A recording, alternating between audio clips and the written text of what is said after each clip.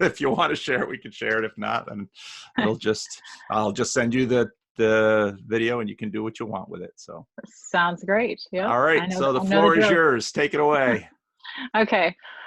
Well, if this gets posted, I've had a conversation with Paul previously, but it didn't get posted because there was just some things in there that were not mine to tell, I guess. But I will say that I've had a couple of conversations with one with Jeff and one with Julian on the Randos channel that pretty well summarize my story, if anyone is curious about that. So I guess what I'd like to talk about today and just get your feedback and input on are, I mean, I'm in a stage of life right now where things have to be very embodied and practical. We live on a farm. I have 3 kids. I'm homeschooling them, and all that goes along with that. And we actually recently found out we're expecting number 4. Oh, congratulations! So thank you. So it seems a bit crazy, but you've had 5, right? Yeah, so I have 5. Right? Yeah. And homeschooled them, right? And homeschooled them, yeah. Well, when you get a lot of kids like that, homeschooling makes more and more sense, because at some point our kids did go into the public school system, and we found that a lot busier. It was, I mean, there were reasons why that happened, but when they were homeschooled, the schedule was our own. We didn't have all these demands. So yeah, it was good. Yeah. And we live pretty much 30 miles from a grocery store. So in order to drive anywhere, to do anything, it takes a lot of effort and a lot of time. So yeah, it's been great. Even though I said I would never homeschool, I said that's something I'll never do. And here I am. Oh, there you go. You got to be careful with those promises. My friend Rod Hugan talks about that. When he talks with people, he pays special attention to the little vows that we make. Exactly. Because they're powerful. Yeah. So I was just saying I have about 3 or 4 main kind of points that I want to talk through that have really impacted me surrounding your channel and the whole Peterson movement and Peugeot and all of that. And then I have some questions that are kind of going to go along, hopefully on the tails of these main points. So again, I need these things to be really practical. I have a tendency to live in my head, but I can't do it. And I think if a lot of these things stay in our heads, I don't think that there's a purpose to it anyway. I mean, it needs to be integrated and embodied. And I appreciate hearing other people's ways that they've been able to do this. So hopefully it will be helpful. Okay, so kind of the 4 points that I have here are, the first one would be just a re-enchantment of the world and experiences that I knew as a child, and just a reintegration of those experiences. And then the second one would be a fuller integration of Christianity into all areas of my life. The third is developing and cultivating meaning-making practices and how to go about coming up with those things. And then the fourth would be a community, just finding a community of people that are genuinely seeking this, the truth, goodness, and beauty, and so many people that I've found through these avenues. So just going back to the first one, the re-enchantment of the world, I feel like as a child, I lived in this magical world. I mean, I was one who loved fairy tales, and I had secret cubbies outside in the rock on the side of the house, and I communed with nature, and I fed the chipmunks, and it was a very alive, the world was alive. And as I grew older, I just felt myself distanced from that reality that shaped me so vividly in my young years. And it was almost like I went into this period of death and numbness where I wouldn't even, and it was, a lot of it was, going through dark times where I was struggling with figuring out who I was and what life meant, and going through struggles with sin and different issues that I was dealing with. But again, I just felt this distance from the enchantment of the world. And also through my church experiences, I started to become really skeptical of experience itself, because as I've said in other conversations, I was involved in a really unhealthy, charismatic type church, where I noticed that people's experiences could be whatever they wanted them to be, and it seemed very it didn't seem grounded in anything objective or anything that I could link to a deeper truth. It just seemed like, these feelings. And so I tended to drift in my views towards reason, and towards okay, we just need to go to the Bible as the center of our authority and all of that, and which is basically the standard of most evangelical churches. That is the circles that I grew up in, especially in the last 10 to 12 years. So that seemed to be the path, and I seemed comfortable in that. But at the same time, I was just like, my Christianity was felt more and more dead. It's like it's not integrating into, it's like this divide, this secular sacred divide was almost getting wider and wider. And again, that was not me. Like, I had this very enchanted side of me that was very connected to art and music and poetry and nature and all of that. And so I feel like I was losing all of that side of myself. But then after several experiences through our recent church that involved a pastor who I was on the search committee, and he ended up actually getting removed from the church. This was a couple years ago, forced out because of some views that he held that were based on biblical interpretation of a couple of passages.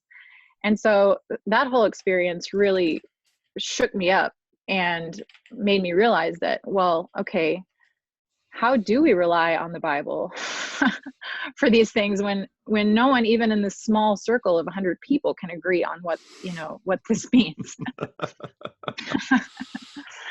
But and then so coming through all that really pushed me into, as probably what made me find Peterson and you and Peugeot, and I'll get into what the integration of that fuller view of Christianity has meant. But I guess my question for you coming out of that experience is, now I've seen that it's like, it seems to me that reason, the role of reason in this whole journey has been to actually be able to look back on my experiences and use my reason to then know what experiences are in alignment with reality or with truth, or the experiences that actually do I don't know, put me in the right path, on the right direction. So I guess the question is, what role does reason play, and how do we decipher with all of these experiences that we have that seem like, I mean, to me, it's like, it's the experiences that have shaped my belief. It's not my trying to reason myself into beliefs. Like, that's just not how it's worked. Right. Well, reason, I think it's helpful to remember what's primary and what's secondary, in that our faculty of reason is nested within the stories that we live within, but they are not siloed. They are, in fact, together. It's sort of like a number of years ago, there was all this excitement when American evangelicals discovered what missionaries had been talking about with respect to bounded set and center set ideas. And you'll find a few videos out on YouTube of pastors excitedly talking about, we're not a bounded set church that has all these tripwires of biblical interpretation that if your pastor steps over, the flash grenade goes off and you're toast. We are center set. Well, the truth is, center set and bounded set are always living in a dynamic interchange between the other, and this is similar to reason and let's say, the enchanted narrative that you discovered as a child and are longing for and want to live within. The difficulty is that the systems we live within, well, first of all, reason was never gone from that early enchantment either. There was always reason there. They were always working back and forth. So, and your reason continues to recalibrate your narratives. I mean, that's obvious from your story, because if it wouldn't, you'd have had this experience with the search team and getting rid of a pastor, and those things really tend to bother people, because of course the structure set up is propagandized in a sense that this is a rational, ethereal certainty. And so when the pastor violates the rules, well, he's the pastor. He's supposed to be at the top of the hierarchy. He's supposed to be able to interpret the Bible better than anybody else in the congregation. So you have all these people who supposedly don't have the same theological education the pastor has, holding court against the pastor who's supposed to be the expert in this, and the whole system falls apart. And so it's helpful to understand the dynamic interplay between narratives and reason. Reason is this consistency mechanism by which we try to process things that are dissonant, and then we try to make them right. But all of the dissonance has everything to do with the narrative in which it's embedded. So these two systems are always interchangeable. And the fact that as a child, you reasoned like a child, you saw the world like a child, and then you grew up, well, some of the childish ways in which you saw it had to give way, but you need a new play structure. You need a new narrative that now takes into itself what you've learned from reason. And so it's back and forth, back and forth, back and forth. And dissonance is both the curse of it, because you long to live at rest in the enchanted world that you discovered, but and the dissonance keeps you from that, but the dissonance also forces you out into doing the hard work of recalibrating and updating your narrative structure to accommodate the new things that reason has discovered. And this is this quest for the whole world. Again, the left mind mapped territory, unmapped territory idea very much maps onto this, because an enchanted world is a world that is secure, that is mapped enough to be secure, but unmapped enough to be enchanted. And so these two things are always playing against each other. And so you're always mapping the enchanted world. Well, once it gets mapped, well, now it's no longer enchanted. And then you look back at reason and curse it, say, oh, why did you ruin my world? And reason's like, well, do you really want to live in a world without reason? I mean, try being a schizophrenic. That's how they live. No, you don't want that. You certainly don't want that for your children, because the minute there's a threat that you see occupying things that matter much to you, like your children and your marriage and your home and all of these things that are embedded with, boy, you marshal reason in a New York minute to engage the threat. And so this is the normal process of life. And yeah, it's a curse, because you don't get to live happily ever after in the enchanted world of your childhood. But if you had some kind of mental impairment by which you were unable to use reason and stayed in that enchantment, if one of your children had that, you wouldn't be happy with that either.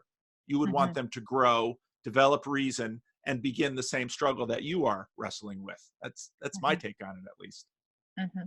Yeah. The Feel funny free to thing push back on it. No, well, I think about too, I've been very sure, reasonably sure about things that now I look back and say, I was, completely deceived in that. Yeah. And so it just shows me the limits as well of reason. And again, when I think about my life and I try to recall what has shaped my beliefs, it has been these very profound, meaningful,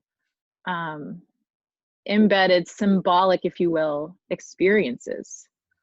But again, I'm just, I guess my main question is how, because I could say that to someone and they could say, well, that's your experience. That's entirely subjective.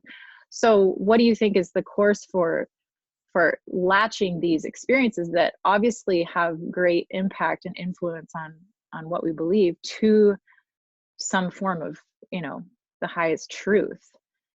And again, my cohorts in evangelicalism would say, well, does it line up with the Bible? And I would say, well, yeah, but I've seen problems there too. So sure. Yeah. Well, I think the reason the Bible, and I've said this in a number of different ways, the Bible has a lot to say for itself, just in terms of, I often make a rational case for the primacy of the Bible in terms of guiding us in our world, because its track record of survival and durability is unmatched in human history compared to any other book. There's just nothing even close. Now someone might look at that and say, well, that's because of what? Because there hasn't been a hierarchical political structure that has actually larger than the Bible itself. The Roman Catholic view is sort of that, well, the church is that. Okay, but the structural argument of the church is pretty weak too, given how fractured it is. And so I don't know that we have anything better than the Bible. I mean, just in terms of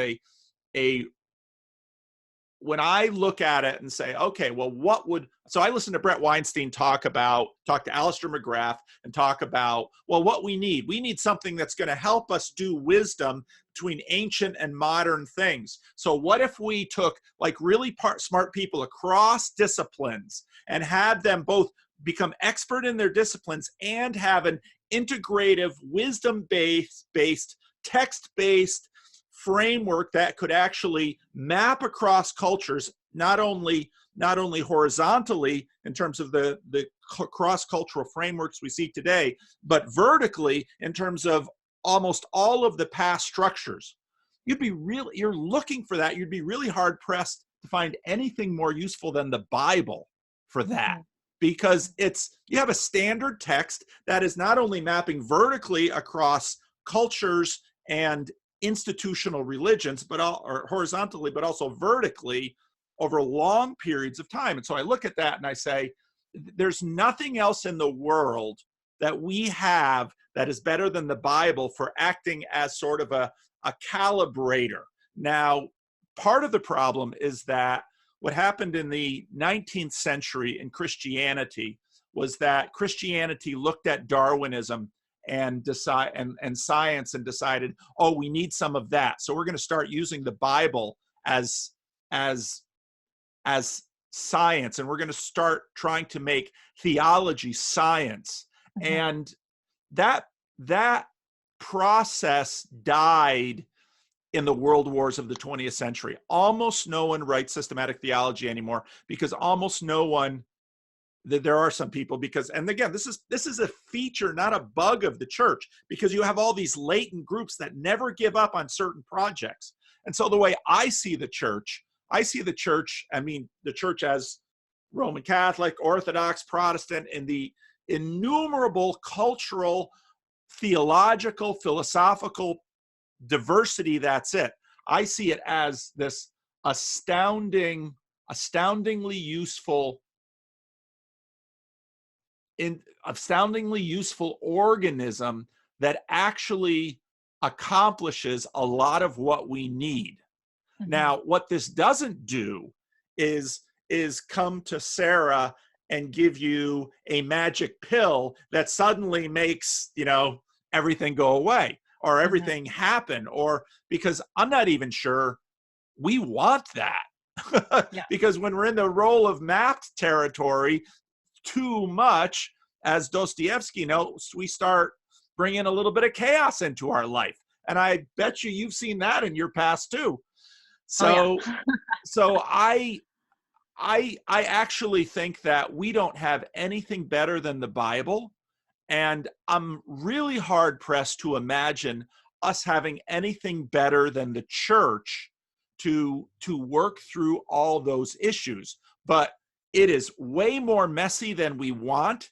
And God takes way more risks than we think he should, because we are tiny little centers of the universe that on one hand really want our children to be secure and happy and flourish, and the little worlds around us to be stable and life-giving and nourishing and full.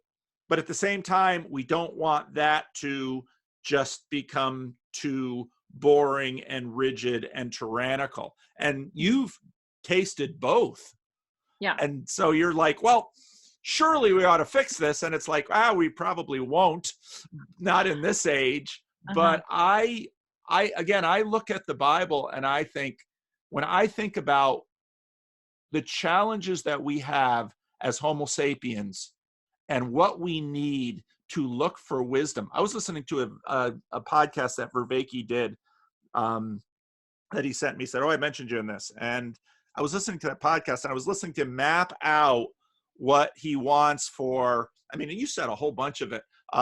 Truth seeking, cultivating wisdom, cultivating meaning, integration, re-enchantment. I listened to that and I thought, this is exactly what the church has been working on for 2,000 years. Now, we don't have it right, but in fact, the Bible keeps telling us and suggesting to us we're not going to get it right. If you closely read the book of Acts and the letters of Paul, you realize that, now I'm going to get into trouble saying it this way, you realize that this lauded New Testament church in many ways was a shit show. The Judaizers and people are, and you read the books of, the two letters to the Corinthians, it's a mess. And you've got, the original Jewish apostles in Jerusalem, and they're worried about, gosh, these Gentile churches, what are they doing? And Paul is like, no, we've got the real gospel out here. You Judaizers should go and castrate yourselves, and on and on and on and on and on. It's the contemporary church has nothing on them. It's a mess, but I think it's actually in the process of this mess that God does all of this amazing stuff. And again, I don't know any two better tools than the church and the Bible. And it's no wonder that the Protestants and Catholics just, that's one of the main clashing points. What's the relationship between church and Bible? Well, that's a really hard thing. So I talk too much. Go on. Yeah. And I think that is what I'm wrestling with right now. Because again, I've seen people take the Bible and do whatever with it. And that's how many different cults and sects of Christianity that we would consider heretical have started, as you well know. It's like we're gonna go back to the Bible. And so I just see this need to have the integration of tradition and church history, which I feel like, and this, I can move on to my second point with this segue, just the integration of Christianity. It's like I look back at my church history, and it only ever went back so far. When I was a child, we weren't taught church history. I had maybe heard of Calvin, and maybe heard of Luther, but that was about as far as it went. And so the evangelical, or even the Pentecostal type models that I was raised in didn't seem to have a fullness that I felt in my heart and what I was looking for. It didn't align with what I saw as the church, which to me, the hands and feet of Christ were seen in relationships. They were seen through people, individuals who, were, did things for my family and for us as, as people through difficult situations that showed us the church in that way. But as far as the system or the model, it just didn't seem to click. And so through really only within it's really kind of embarrassing for me to say this, but until a year and a half ago, I wasn't even really aware of the different, I knew of the different denominations, obviously, but, Catholicism was always kind of pushed to the side. We're not really sure that they're Christians, that sort of arena. I had no idea what Eastern Orthodoxy was. And so through digging into all of these different aspects and dimensions of Christianity, I've realized that everything I've been looking for, it's there. I feel like it's all within Christianity, but it's just challenging, especially in the small town kind of rural Midwestern, evangelical church that I'm still attending to this day, to try and explain or integrate some of these things when there's still so many boundaries and still so many walls that are put up between something that sounds Catholic or something that looks this way or that way. And I've struggled because some of these things have been really, really meaningful to me and helped me actually realize that Christianity is the center that I want to focus what I'm doing around. And okay, so let's see. Well, you're trying to figure out what Christianity is, which is the difficult part of fuller integration of Christianity into all areas of life. Well, what on earth is Christianity? Yeah. That's your question, because now you've begun to realize that, so the Pentecostals, what do they do with church history? Well, there was the Holy Spirit was given, and then there was the Azusa Street revival, and off we went. So, well, there's no history in that. There's a certain reading of the New Testament, and then bang, off you go. The Dutch Reformed Protestant tradition I grew up in was sort of like, there's the early church, there's the Protestant Reformation, which regained the early church. You have 1,500 years of blankness, and then off from there. And the Orthodox, well, they tend to have, so the first 1,000 years or so of church fathers, they integrate that.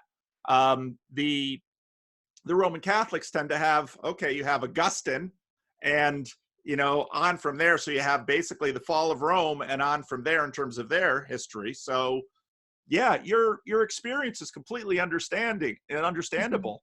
Well, and I too, I think of you and even someone like Julian, who has grown up with generations back in the same tradition, and in yourself with Christian Reform. Like, I kind of feel like a nomad because I was moved from this to that, never felt at home in any of them to whatever degree. It doesn't go back generations. I guess you could say general Protestantism, evangelicalism, but there's really nothing I don't know. It's hard to tie that to something, which is another reason why discovering and looking into Orthodoxy has been so intriguing, because I feel like, there's something here I can grasp onto. And yet at this point in time, we are attached to the church we're in leadership positions there. It doesn't make sense for us to just leave the relationships and go, even though my husband and I are very drawn, Sure. And if it wasn't for a lot of things, we probably would go, and who knows, eventually. But I guess too, it's just like, it seems all of these traditions claim to be the one. And, stepping back and looking at them all, I'm obviously drawn towards certain avenues as being, more true. Would you say that, is there a hierarchy within Christian denominations? It seems like it to me. And if there is, are we, I don't know. There's what I think, and everything down is down from there. That's the way human beings are. We're all like that. and so I've worked a lot with church planters for whom these guys actually try to reinvent Christianity with every brand new church in the Protestant world. I mean, they really do. And it's a fun thing to watch. But, so you grew up in Texas, right? Here's a much more recent historical fact that, you have the Puritans settling in New England. You've got tobacco, this great viral drug that births America in the southern states. And then you have the 13 colonies that cling, and they're all trying to, the British are trying to tell the American colonies, don't go over those Appalachians because we've given all that to the Indians. So just stay over here, and people aren't going to be contained. And so they start to leak out, and you have the American Revolution. And so what happens is that, it's just so many things. You have politics and religion and culture, all this together. Well, settlers fill up the rest all the way to California over the next number of decades. And none of the church structures that basically tried to be reduplicated on the East Coast from Europe could follow them. And so what happened was the Bible, in the absence of church, the Bible became everything, okay? And lost its historical roots. And then that happens at the same time that we're in this ethos culturally of scientism. And so then the Bible, that in a sense, that shapes how everyone west of the Appalachians views the Bible and how they can organize themselves around church, which leads to this phrase, someone goes out and say, well, be a Bible-believing church. Well, right there you have the root of American evangelicalism. And what you've just described in terms of your background makes perfect sense in the light of that history, okay? And what you said about your relationship with you and your husband in the church that you're in, that makes absolute sense. People, because I do all this talking on YouTube, well, is Paul too soft on the Orthodox? Or, when's Paul going to become Roman Catholic? And it's like, Paul's not going anywhere. Paul is, third generation in Dutch Reformed. Paul's great-great-grandfather was a Jew. I have no idea why he switched, or even if, who that was. And so, in other words, you've got to make all of this stuff work in your life, which is full of particularities. And actually, the learning that you're doing and the growing that you're doing now, although frustrated, is actually part of the maturing of the actual body of Christ you and your husband are currently now established in. And Christ is himself the church. And so the Orthodox Church in America, boy, you can understand how for many people who have been impoverished of church and only have this particular use of the Bible, Orthodox Church in America looks like, boy, a breath of fresh air. These people have history and roots and traditions, and it's rich and it's full and it's symbolic and it's coherent and it's philosophically oriented, and all of this makes perfect sense. But, so you visit the Orthodox Church and like, oh, this is amazing. And you get all these immigrants saying like, it's always been the same. It was the same in the old country. We do it. The children of the immigrants are like, I'll never give up on my church. It's my lifeblood. Well, that's what the Dutch immigrants said when they brought their church. So it's a very understandable cycle. So now you're in a liminal space. And in some ways, you are blessing the people that you are actually doing church with now by your discontent, if you can figure out how to make that discontent productive. Yeah, and I feel that, and I acknowledge that for sure. It's just frustrating. Yeah. but I'll tell you what's more scary is getting what you want, because I see it all the time. These church planters, like, I'm not going to name his name, but good friends of mine who are church planters, and they're planting a Christian Reformed church, but it's sort of Orthodox, and it's sort of, we're doing weekly communion, and we've got the baptismal fount here, and we've got all these liturgical practices doing it. Well, 5 years into that, they realize, okay, they've had their dream, and Yep. I mean, there have been so many opportunities. We could have just picked up and started a new one. We could have left over the past 12 years. I mean, we've had plenty of excuses. People would have not second guessed our choices. But at the same time, we have not felt peaceful leaving, and have felt that we're supposed to remain for perhaps such a time as this. And, you know, I've started to try and slowly integrate some of the things that, again, have been very meaningful to me, coming from other dimensions of Christianity. I have to do it very carefully. I have to be aware of the words I'm using and who I reference, and which feels just, I hate that. But but at the same time, you know, I'm aware that people get triggered and people have history with these things, and all of that. So again, I'm probably answering my own question. But yeah, I don't know. That's why we have conversations. We have conversations to answer our own questions.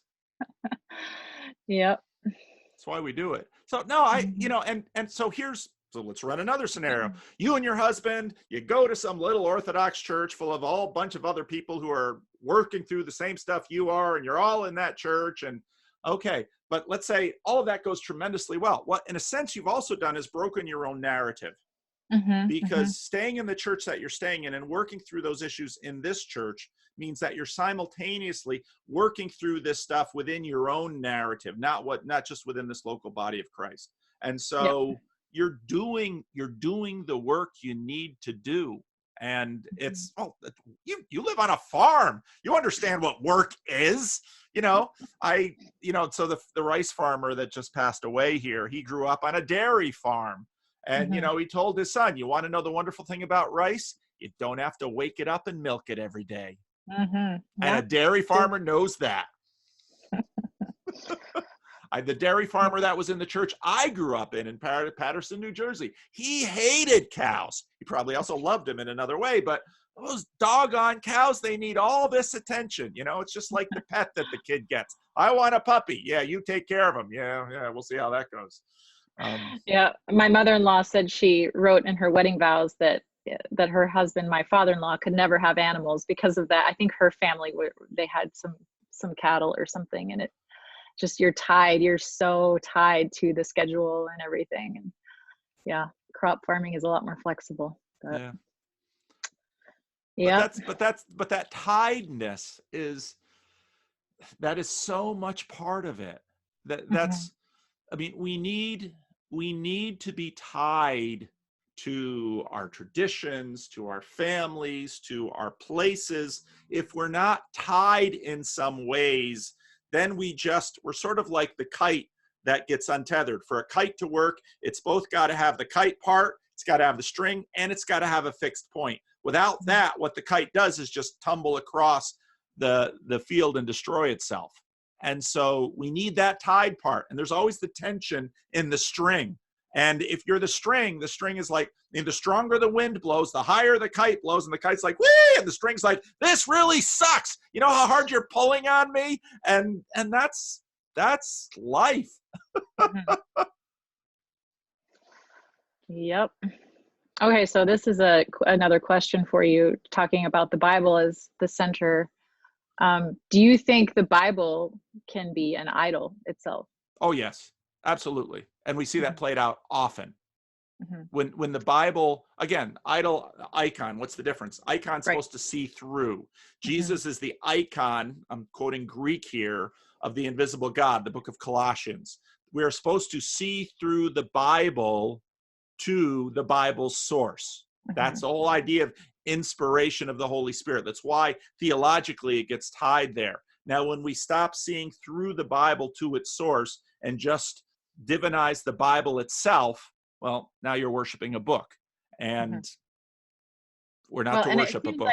It seems like that sort of biblical idolatry is tied to trying to fit the Bible into this, you know, the very materialist, literalist type interpretations. At least it seems that way to me. It's like, I don't know. And this is the struggle that I have with a lot of evangelicalism, at least the more really conservative evangelicals that I've been around, is it's like, well, if we're saying that this is not accurate in the scientific way, then how are we to believe any of it is true? And I've just come to such a fullness of realizing that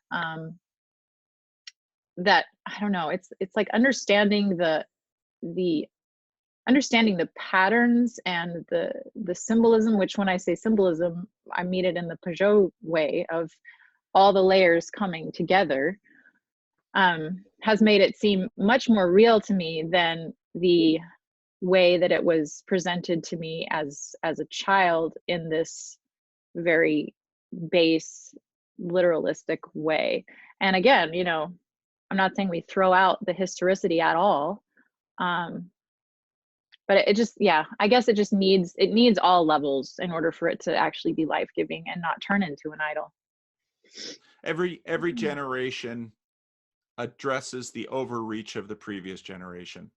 So the emergent churchers rebelled against the seekers, and the seekers rebelled against the fundamentalist literalists, and so we keep, and that's again the intergenerational process of recalibration. And so inerrant became this catchword for evangelicals fighting the modernists, and I always preferred infallible. Well, what does infallible mean? It means it's faithful. It means that the Bible is faithful to accomplish that which God has given it to us for, and it's for pointing us to God Himself and shaping our lives. I've spent a lifetime interpreting the Bible and watching other people interpret it. And when I look at the literalist game, it's just a game, because literalists don't hold slaves and refrain from eating shellfish and use biblical anatomy. And I mean, because you just can't do this, and we know it. But so then the game is intended to do other things. Right. But it's also funny. I see people that will interpret certain things this way, but then they'll come to a part that's problematic and say, well, that's a metaphor. Just like, well, that's right. Okay. I get, every now and then I get asked to teach a class in like an evangelical school, and I'll put up the verse that says, you have to confess with your lips and believe with your heart. And so I ask them, is your heart a believing apparatus in your body, or is it a pump? And what we mean by heart is, yeah, I get it. That's how language works. And saying this does not mean I'm very committed to respecting the Bible as history. But I also have an understanding of how history works. Right. History has all the same issues. Yeah. Exactly. Just us. So, and that's something that, and I also appreciate the fact that I sort of like the analogy of the Bible as genetics and our lives as epigenetics, because the epigenetics decide which proteins to turn on in the genetic code. Because most people have a very small Bible within the very large Bible. The culture itself wears it down, it says, oh, these verses are important. It's the stuff that people put on plaques in the Bible bookstore. That's the epigenetics at work. And you can be dismissive about that dynamic, but it has to be, because just like the world is too complex and we have to figure out a way to shave it down, the Bible is too large and we have to figure out a way to shave it down. So we do that culturally. The church does that. We do that together. And actually part of why the Bible is so useful is because you can actually understand what's going on by looking at which parts of the Bible specific places and times are highlighted. And you can see this in the New Testament, which is in fact a reading of the Old Testament. And when Jesus keeps calling himself the Son of Man, he's doing something specific to a generation that really has its salience landscape pointing at Daniel 7. And the New Testament is full of that stuff. So this is not new. Yeah. Nothing is new. So I've learned. Well, a few things every now and then. Yeah. All right. Okay. I'm going to move on to kind of my point number 3, and that's just developing and cultivating meaning-making practices, or to use your terminology, I would say it could be glory-making practices. The stuff that Vervaeke's been doing is, in a certain degree, very fascinating to me, because the structures that he's wanting to build, I think, yes, that's what I want. But at the same time, I find him losing me just because, and I've heard this frustration with many people. It's like, there's nothing, it's not built on anything. It's just what's the center here? Like, it just feels like it's a useless project if it's not focused on, to me, it would be Christianity, obviously, because that's what I have chosen to be my, my center. So I guess personally, there have just been a few things that I feel like I have tried to cultivate and develop over the past couple of years. Mostly it's within my family right now. Personally and within my family, it hasn't really filtered that far into my community yet. Hopefully it will. I think that's something that hopefully will happen. But I've tried, and I think that the things that have impacted me most over the past couple of years have been the things that are embedded with, again, the most layers of reality or meaning. And you think of Christ as being the ultimate symbol, where everything is concentrated in him, and he fills the hierarchy. He fills all levels of, from the dust down to the highest spiritual aspect of things. And so just taking kind of that model and trying to apply it to different areas of my life has been incredible. And I think of things that we have so disintegrated from each other. So in one aspect, we try and force ourselves to exercise and eat right because we know it's good for us, but it's separated from our lives as Christians, our connection with the earth, with our bodies, with each other. They're so fragmented out. And so and it's hard, it's difficult to be consistent with things like that. Like exercise for me has just been something that I've had trouble having it be a regular part of what I do, because it just has felt like this thing off to the side that doesn't connect. And so I told you this story, I think, of me just last year when I was trying to connect with the farm and feeling really separated from, my husband's family. And so I just, part of this was, okay, so I know I need to exercise. I know I need to connect with this farm and feel like it's a part of me and I'm a part of it. And just feel more grounded and rooted. And so in a very literalistic way, walking in the grass with my bare feet, making a path in the backyard, accomplished all of these things. And it condensed them all into this one act that, even though you'd say, well, walking around in the grass, that's not very much exercise.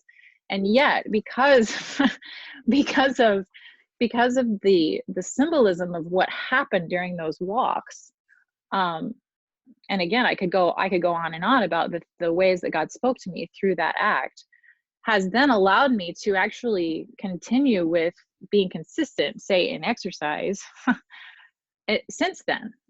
And so it's like, and again, it was a very small thing. And I think Peterson's mantra of, starting with the tiniest little thing that you think is maybe insignificant, and then building up from there, because we have these high ideals, and I've always started these big, exercise regimes with, all of this complicated stuff, and you never stick with it. You're an idealist. Exactly. And so, that is one thing that I've just seen. Okay, so I know I start these habits, these patterns, but I seem to fail. But I've noticed that if it's tied to these different layers and levels of meaning, that it sticks, and it actually it's actually something that I remember with gratitude and with, a sense of me being embedded in the whole story of Christianity, all of these things. And this is kind of, filtered into other areas of my life. I play piano. My kids are just starting to learn piano. So we've tried to integrate, singing together. And then my daughter, she's making up these little melodies. And so I would go and sit down and add to her song. And I did this the other day. She started just crying because she thought it was so amazing, and just stuff like that. And then like we're doing a project, again, this is very practical stuff, but doing a project with my kids, homeschool, art stuff. And it was their aunt's birthday. And so I'm thinking, well, how can I embed as much meaning into this art project and use it as a gift? And so we ended up going around the farmyard and finding things that we crushed up and made paint. And then we actually together we painted this picture that that actually in the design of the painting held the actual particles of leaves and flowers that we found outside. And this is my husband's sister who we gave it to, who really loves this farm. And so I mean, again, these things seem really really easy and simple, and yet they're not. And they don't seem easy and simple. They are hard, but it's incredibly rich. I know many people who, listening to this, would say, I'd kill to have this woman's life, because you're mapping out. I mean, you've just got so many elements right there, and you're doing it. Yeah, well, I feel like now, you're an idealist. It's never going to be enough, but go ahead.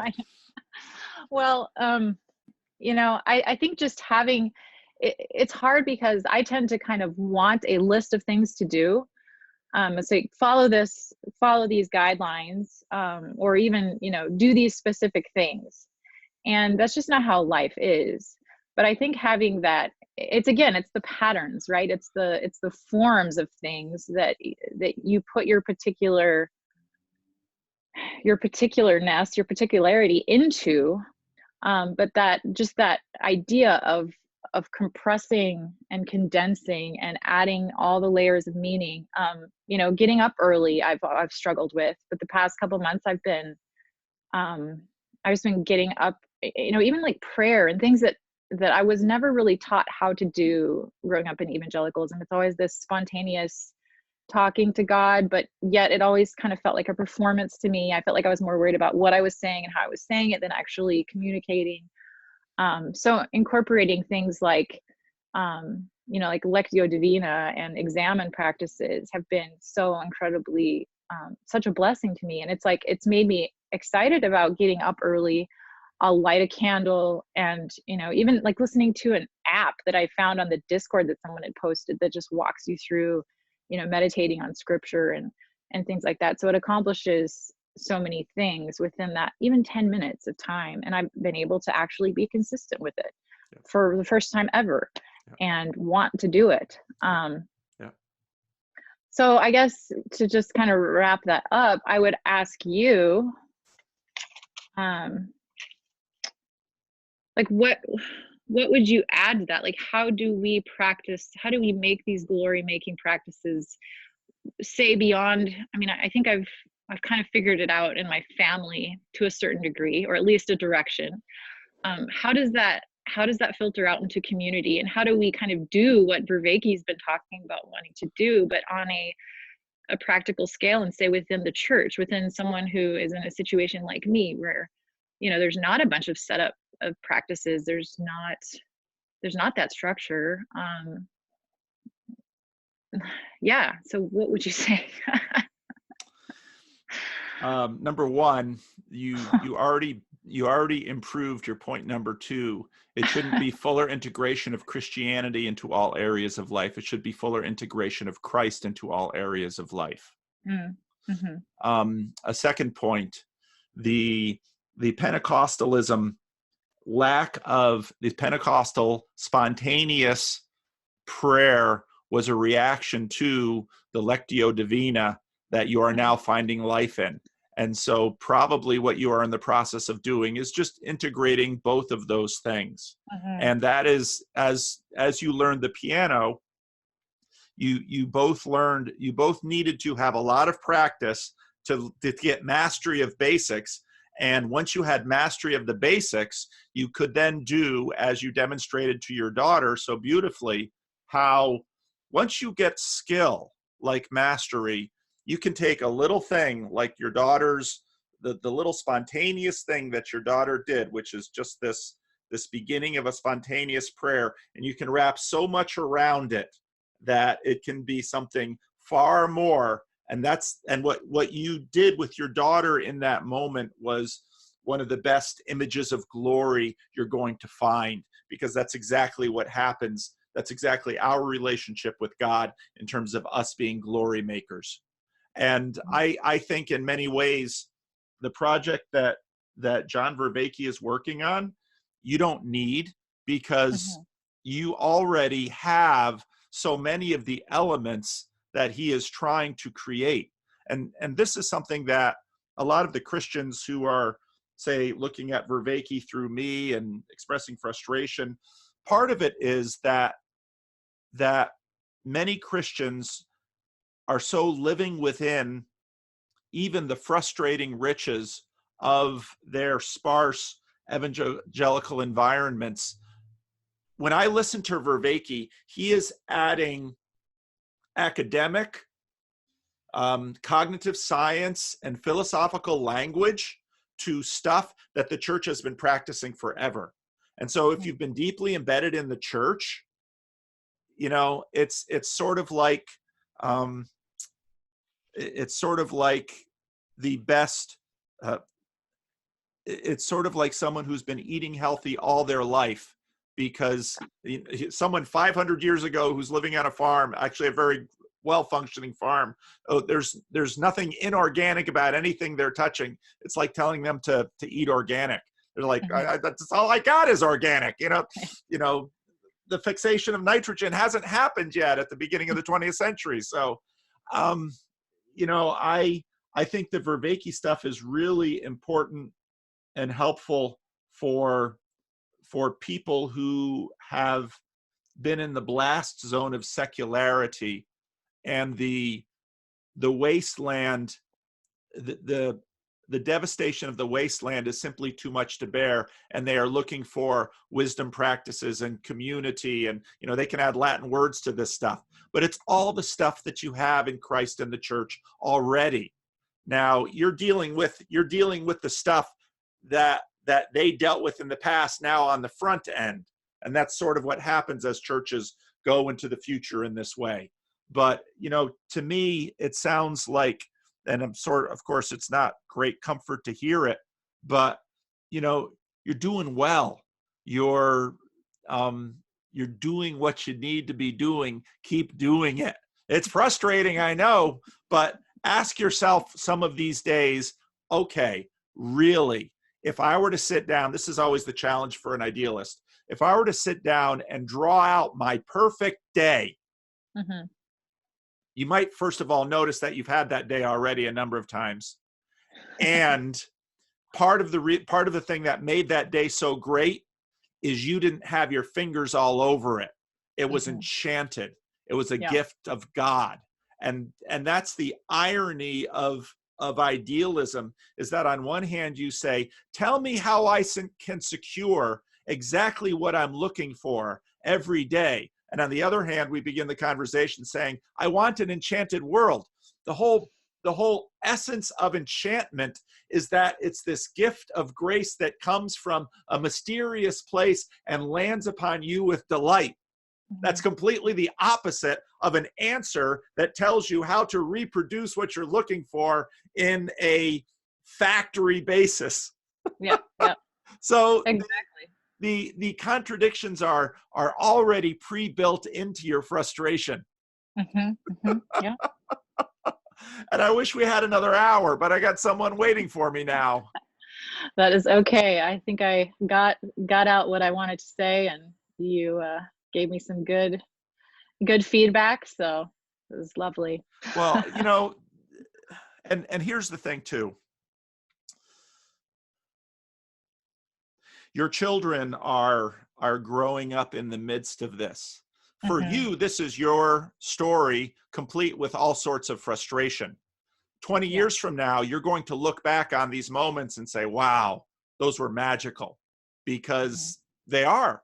And you're so deeply embedded in it with, you know, now another child on the way and the smallness of your children and homeschooling. It's crazy making, difficult, hard, frustrating. 20 years from now, it'll be glory days. This is the enchanted world of your children, and they're going to grow up saying things, you know, when we were growing up, I made this little tune and mom made this beautiful thing around it. And we found stuff to paint with from the farm. And you are giving your children an enormous gift that they can't yet appreciate, but they will. And you will someday appreciate it too. So keep struggling, keep doing what you're doing. But to me, when you say you haven't left your church, that's a really good sign that you're doing it right, because you're working the tension of the kite. You're staying, the wind is pulling you, and you're looking to grow, and you're going to grow your children and the people around you, but you're not just selflessly abandoning everything that you're tied to in order to chase some dream. Because so often when people do that, it's like the kite rolling around on the field, and it accomplishes nothing. There's no glory in it, and it destroys itself. So, you know, and you're doing lots of stuff wrong too. I'm sure of that, because you're a human being. But it sounds to me like you're really doing well. And so I just want to encourage you and say, keep working it. Keep working it. You're doing great. All right. Well, I appreciate it. Thank you. Hey, Sarah, I'll send this to you. All right. Thanks a lot. Okay. Bye-bye. Bye-bye.